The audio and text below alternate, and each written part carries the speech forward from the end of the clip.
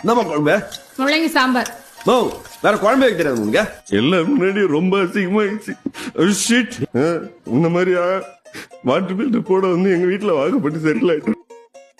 ஒரு சண்டை நிம்மதியா இருக்க மாட்டீங்களா? இந்த மாதிரி பேசும்போது தான் காண்டாவது. Okay I will try. சரி துணி ஏதாவது கேள வச்சுட்டு போ.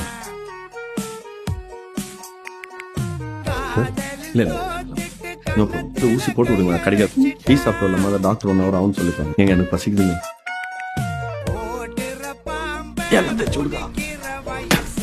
ஒரு தேக்க முடியாது. மூட்டு போடா. பிரியாணி பண்றியா?